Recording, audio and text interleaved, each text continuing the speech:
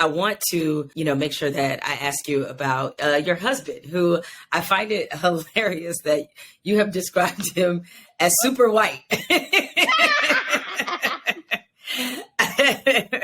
So, obviously, given what you write about, because you do, you write, I hesitate to call it crime fiction because you add so many great layers, especially when it comes to social and political, economical themes. Given where your sensibilities are, how does this work in a interracial marriage? I'm very curious. It just does, because my husband makes me look like Mitt Romney. He is so left. It's wild. I mean, so my bigger fear with my work when I started writing the Darren Matthews Highway 59 series was that I was writing a cop. I thought he would hate it because he's a public defender. Right. I thought he would just hate the books because it was a cop. I was so nervous to give it to him. So that is probably a bigger source of was a source of kind of like tension or odd stuff around my work. I think as parents and as a couple, we've always been incredibly frank about race. We've always been and irreverent about race. I mean, one of my favorite jokes in the house when I'm asking for a glass of water is reparations begin at home. So yes, I would like a glass of water right now. And so we tell jokes and we do, and then it also can get serious. And in the raising of our child, there have been times where I've honestly said, my husband is on the right side of every political issue that I know and understand. But because he's a white guy, there are times when I wanted to say to him, and I have said to him, there's been difficult conversations, I worry that you are raising our biracial daughter with a privilege that she doesn't actually have.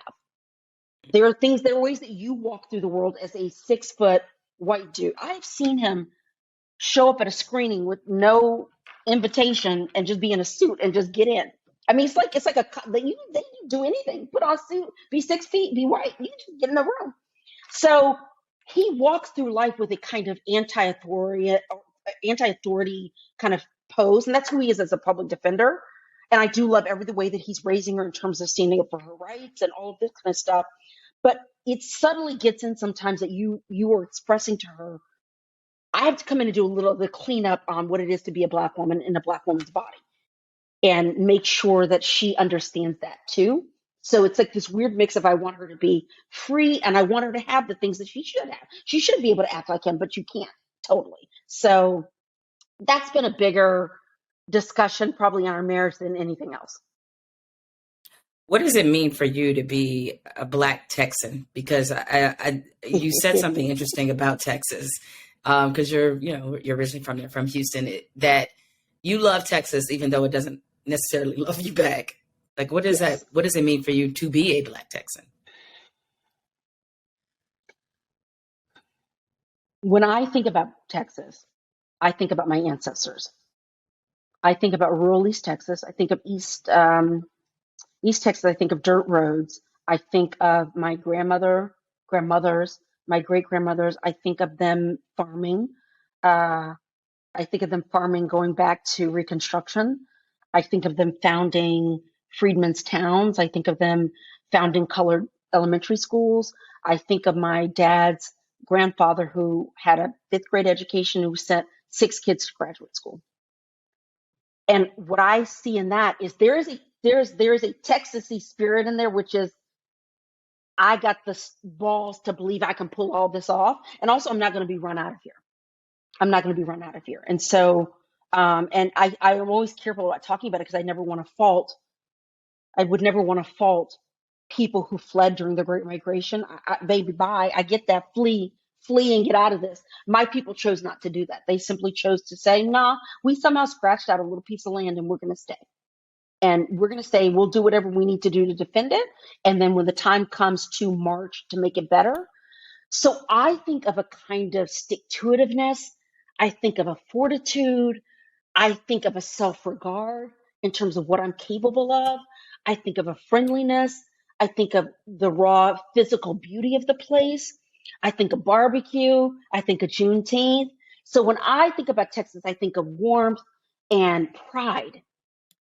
On the other side of that is Greg Abbott's. and everything he's done. And I can't stand it. I cannot stand him. And between him and Ted Cruz, I'm like, dog, Texas, y'all deserve better. Oh my God, y'all deserve better. Yeah. And I know there to be more people than people, not more people than them, because there are a lot of conservatives in Texas, but there are more people who aren't crazy than you realize in Texas. I probably shouldn't say crazy, but so anyway, that's how I feel about being a Black Texan. And I don't know that anything could fully take that away from me because I simply won't let what is happening in the country and that state politically undo my family's legacy. I can hold the contradiction that there's some things happening there that I abhor in terms of trans rights, in terms of women's reproductive health, in terms of shipping people from the border up to Chicago, New York, whatever the hell he's doing. I can hold my disdain for that while also loving the legacy of my ancestors.